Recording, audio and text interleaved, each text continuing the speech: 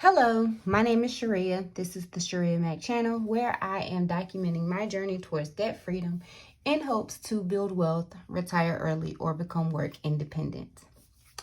If you are new here, thank you so very much for coming back. And if you are a returning viewer or subscriber, thank you so very much.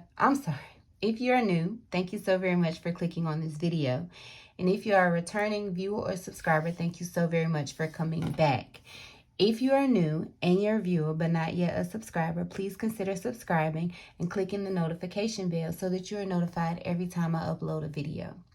On this channel, the Shirria Mac channel, I am discussing everything, documenting my journey towards debt freedom to eliminate debt, build wealth, with the option, hopefully, to retire early or become work independent as a married woman paying debt alone. If that is something you are interested in, like I said, please make sure you want to join the family. Make sure you consider clicking the subscribe button and the notification bell. In today's video, I will be closing out my February budget. It is pretty early. Today is actually the 23rd, but I am sitting at $34 and a few cents in my savings, in my checking account. There is nothing really that I planned. $34.35, and I get paid on the 28th. So what is there will just sit there.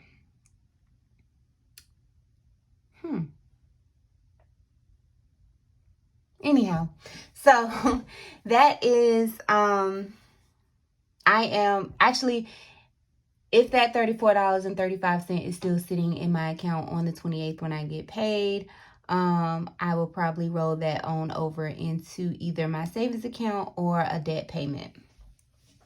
But as for now, we're going to close out this budget. I will start by saying I need to be more diligent in sticking to my budget because I see a lot of overages that could have contributed to me meeting my student loan payments goal for this month had I stuck to my budget. But, you know, you live and you learn. I am going to grab me a pen just so I can go over this. So as you see my income up here, none of that actually changed. I never got anything less or no additional income. I did have a few sales with her skincare, but as I mentioned in a previous video, I am no longer going to include that in my personal income. I'm going to develop a business income budget for that business as well as my private practice. And so I'm just trying to get some things together. I would like to order some business income stickers from Her Courage to Plan, and then just try and figure out, as I gather my expenses, try and figure out, you know, what needs to go on those templates, on the budget templates for those businesses. So my income basically is the same. My savings basically was the same. All of my fixed expenses were pretty much the same. Wells Fargo, which is my primary mortgage, was $510. This kid's cell phone bill, $146.75. Hulu, Netflix, Apple storage, Fed loan, I did pay $303.35 instead of $300 even, only because there was $3.35 lingering, and I just wanted to clear off the balance, you know, the change. And then Best Buy, again, there was 21 cents lingering, so I paid $30.21 as opposed to $30. And then Planet Fitness, I thought my daughter and I membership was gonna come out, but actually all 3 memberships came out, and I'm actually, like I said in a previous video, considering canceling this. Not just theirs, but mine as well. I've learned to be content working out at night when the house kind of settles. And then as the spring weather or the spring season approaches, I enjoy outside workouts. And so I think, you know, it's time to take advantage of canceling this. I'm sure I'll start it back up in the wintertime, but that $30 could definitely be going on into my Fed loan payment. Also, for the variable expenses, my daughter's dentist bill was $240.20 as opposed to $240. The KBR consulting, she had originally taken out $100 for our appointment on the 4th, but there was a lot of miscommunication as far as the package and the pricing, so I ended up owing her another $50. I have since canceled the package just because of that miscommunication and that misunderstanding, and I'm going to continue to pay her a consulting fee per consult. I had to order a transcript for the new job, which was $9.35. And then my son and I went to the dermatologist, and that was $50 per visit. So I'm going to slide this up.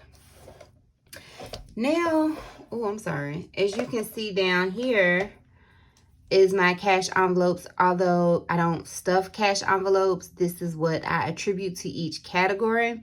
So as for groceries, I had said I would do $100, but I ended up doing $162.78.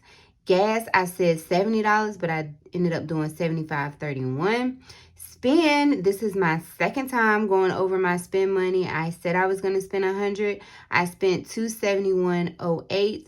One of those, $117, was some Timberland boots I wanted for Christmas. My husband could not find them. I signed up for notifications for when they were back in stock. So when I was notified that they were back in stock, I went ahead and ordered them. My husband says he's going to reimburse me, but he says that a lot. So offering and tithing was $237.91. That was what it was. Gifts, this was particularly for Valentine's Day. I had said $50. I spent $32.40, but I actually spent over that, but I included that in my personal spending because I put some personal items while I was shopping for them for Valentine's Day. Dining, I had not budgeted anything. I ended up spending $66.36, and then as you can see, I got my nails redone, and that was $40. This is gonna make a regular. This is gonna become regular in my budget. I'm probably gonna cut back on the spending or cut the spending completely off. For March, I'm thinking of doing a no spend month altogether, where I'm just trying to figure out what rules and regulations will work best for me. But I'm thinking I'm not going to spend outside of any budget, and I'm probably going to cut the spending and the dining budget altogether for the month of March and see how that helps me meet my student loan payment goal. As for sinking funds, if you watched my previous video, I pay now 15% of the 1099 income, and I will be paying my taxes quarterly. So $135 I take out of each paycheck of $900 and put it into a separate savings account. At each quarter, I have to pay $335 to federal, I believe, and $102 to state every quarter. So that instead of just taking out this minimum amount, I'm just going to figure out how much that is over each month and make sure I'm saving at least that. Then travel, as you're aware, I have that couples trip to the Virgin Islands in July, so we are still saving about $300 a month. And then my car sinking fund, I save $100. I'm not gonna say the $100 makes it or stays in the sinking fund because, you know, my husband just gets excited and starts to think that, oh, since there's money for the car, we will do something for the car, if you understand what I'm saying. So as you can see, I went over my cash envelopes drastically, and I think by doing a no spend month and cutting the dining budget altogether, I'm just trying to figure out how effective that's going to be, because since this year, I have never given myself any dining funds, but I continue to spend on dining. But I think doing a no spend challenge will, well, for one, it'll definitely be a challenge. So, so obviously I wasn't able to meet what I thought I was going to be able to do for my additional debt payments. I will not discuss that in this video in detail because I do a monthly debt update, and that's where I will go into more detail about how much I was able to pay and why not I was not able to meet my goals. But to make sure I am much more on target for the month of March, I am going to do the no spend challenge, and I'm trying to think of ways to continue to limit my additional spending to be able to meet my goal of at least eliminating the interest by September 30th on my student loans. And so I recently shared a video on student loan Saturdays this past Saturday. The next one will be I'm thinking it'll be the second Saturday of every month. There's not but so much I can talk about at this point about student loans on my channel. So I'm thinking right now it'll only be one student loan Saturday per month. Anyhow, getting down to the bottom of this, it is really basically irrelevant because the numbers, as you can see, do not add up. I went over in all categories except for savings. And so, of course, the balance was not correct. And I don't have my calculator because I am recording with my phone. So I can't even really do, well, you know, I can do it on my computer. Hold on a moment. So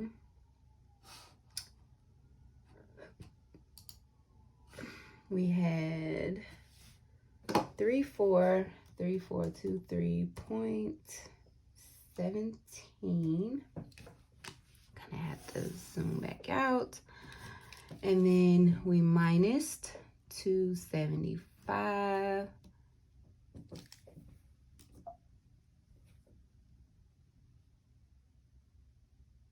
And then we minus 1055.91.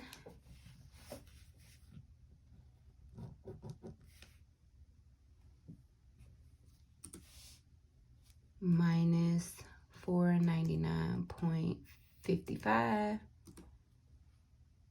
It leaves me at 1592 minus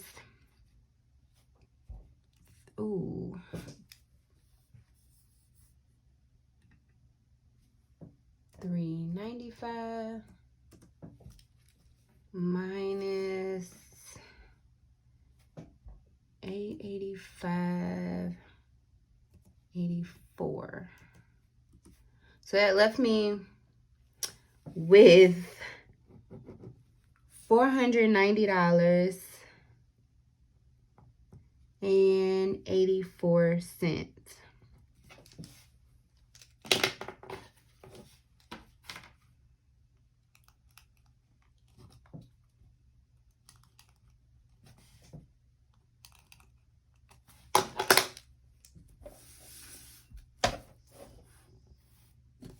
So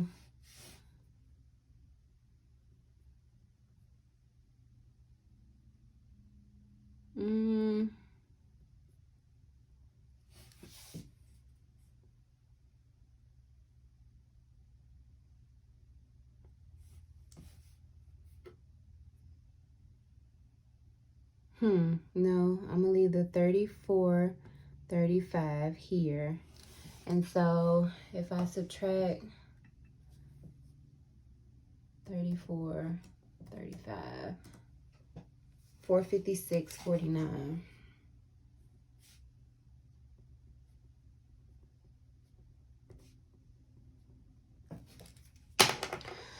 So we'll see if this is what I ended up attributing to my student loans when I do my debt-free journey update at the beginning of March for the month of February.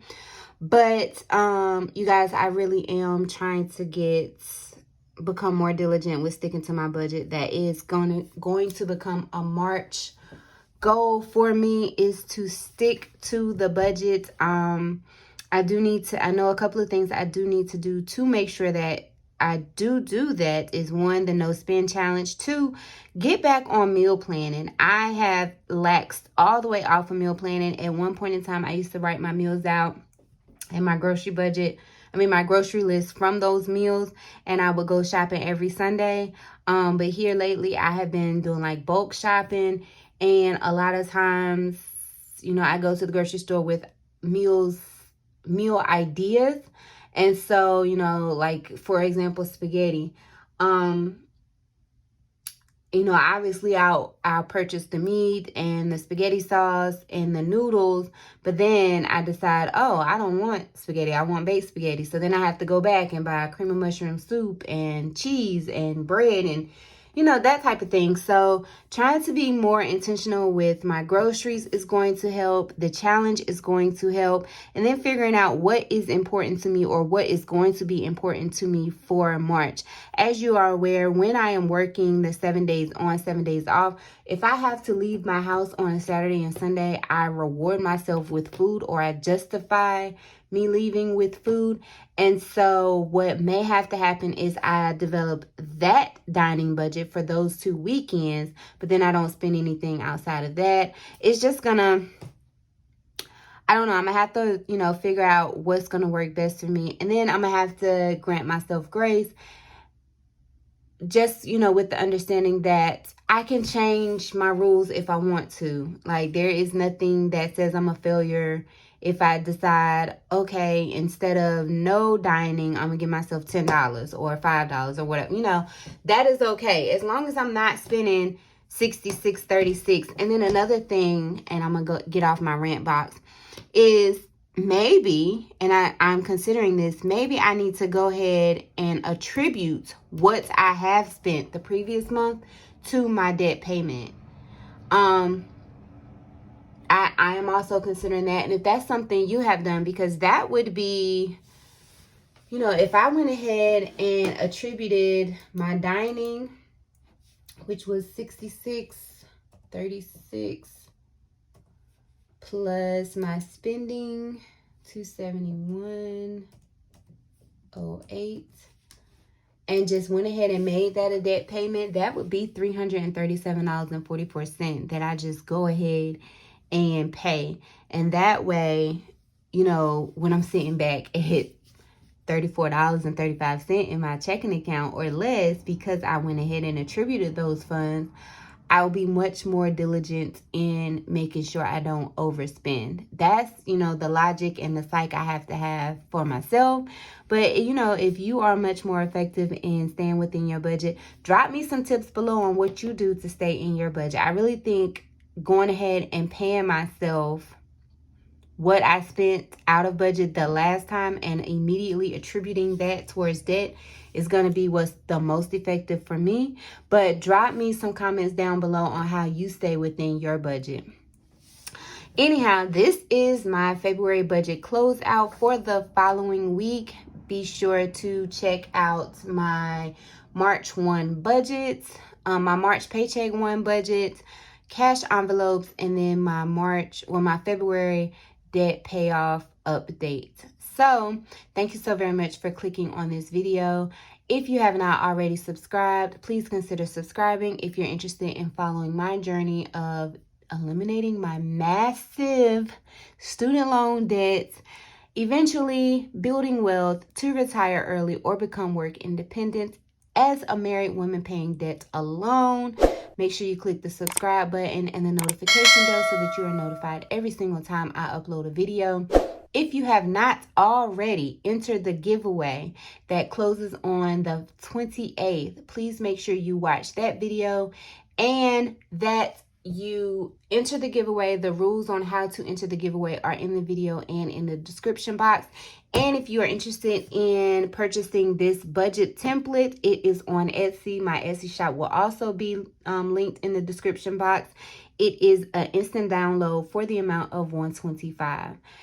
Now that I have done all the promos, thank you so very much for watching. And do remember that the debt-free journey is indeed a journey, not a destination. Thank you so much for watching. Bye.